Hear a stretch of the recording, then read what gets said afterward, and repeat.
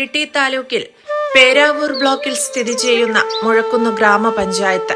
മുഴക്കുന്ന് ഗ്രാമപഞ്ചായത്തിൽ സ്ഥിതി ചെയ്യുന്ന അതിപുരാതനവും ചരിത്ര പ്രസിദ്ധവുമായ മഹാക്ഷേത്രമാണ് മുഴക്കുന്ന് ശ്രീ മൃദംഗശൈലേശ്വരി ക്ഷേത്രം.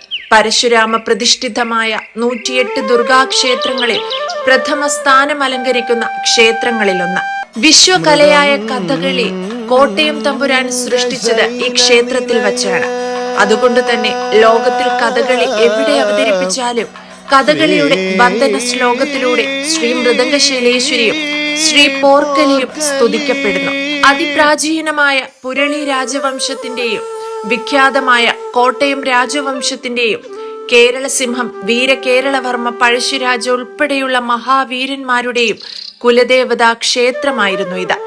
12-ാം നൂറ്റാണ്ടിൽ എഴുതപ്പെട്ട ഉണ്ണിയച്ചി ചരിതം, 14-ാം നൂറ്റാണ്ടിൽ ഉദ്ദണ്ഡശാസ്ത്രികൾ എഴുതിയ കോകില സന്ദേശ കാവ്യം തുടങ്ങിയ കൃതികളിലൊക്കെ ഈ രാജവംശവും ഈ ക്ഷേത്രവും പരാമർശിക്കപ്പെടുന്നുണ്ട്.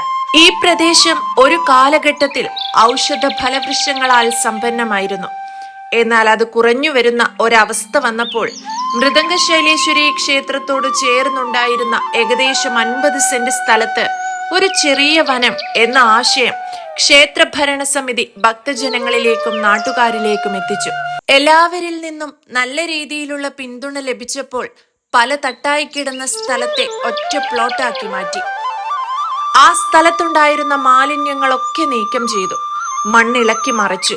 സ്ഥലം ഒരുക്കിയതിനു ശേഷം പഞ്ചായത്ത് ഭരണസമിതിയെയും ഹരിത കേരള മിഷനെയും അറിയിക്കുകയും ഹരിത കേരള മിഷന്റെ കൃത്യമായ ഇടപെടലിന്റെ ഭാഗമായി വൃക്ഷത്തൈകൾ എത്തിക്കുകയും മിഷൻ പ്രവർത്തകരുടെ സഹായത്തോടുകൂടി 2022 ജൂലൈ 23-ന് Malabar Devaswom board president Shri MR Murali ആദ്യ തൈ നട്ട് ദേവഹരിതം പച്ചത്തുരുത്ത് പദ്ധതിക്ക് തുടക്കം കുറിച്ചു.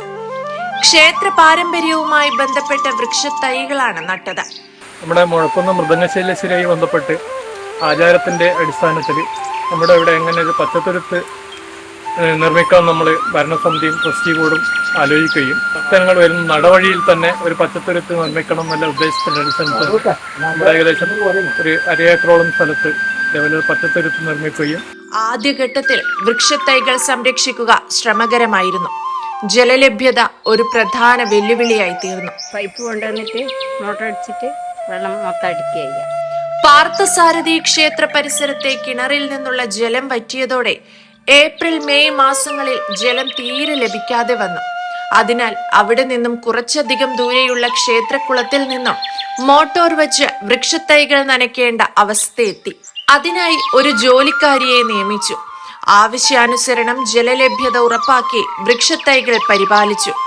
ഭരണസമിതിയും നാട്ടുകാരും ഭക്തജനങ്ങളും കൃത്യമായി ഒത്തുചേരുകയും അതിന്റെ ഭാഗമായി എല്ലാവരുടെയും സഹകരണം ഉറപ്പാക്കാനും കഴിഞ്ഞു.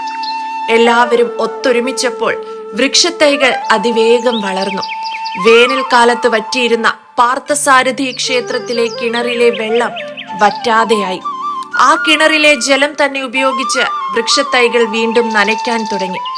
തുടക്കത്തിൽ നട്ടിരുന്നതിൽ 95% ഇപ്പോൾ നല്ല നിലയിൽ വളർന്നു പന്തലിച്ചു. നല്ല ഒത്ത വളർച്ച.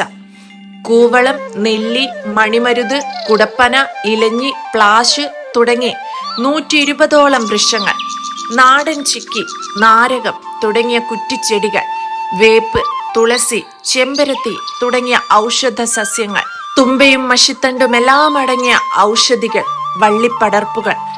ഏത് വേനൽക്കാലത്തും കുളിർമ പകരുന്ന സുന്ദരമായ അനുഭവം.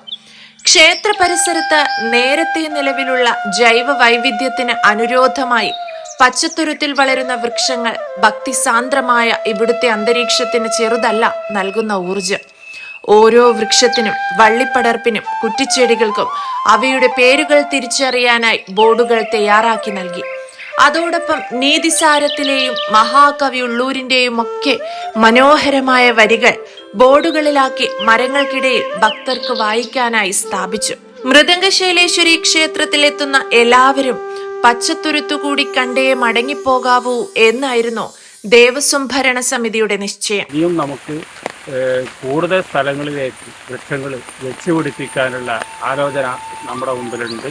അതിന് വേണ്ട സ്ഥലങ്ങളും കണ്ടെത്താൻ വേണ്ടി നമ്മൾ എത്തിക്കൊണ്ടിരിക്കുകയാണ്. നാഗസ്ഥാനവും കിരാതമൂർത്തി പ്രതിഷ്ഠയും പാർത്ഥസാരഥി പ്രതിഷ്ഠയും ദർശിക്കാനെത്തുന്നവരെല്ലാം പച്ചത്തുരുത്തിനിടയിലൂടെ നടന്നു വേണം അവരെ ദർശിക്കാൻ.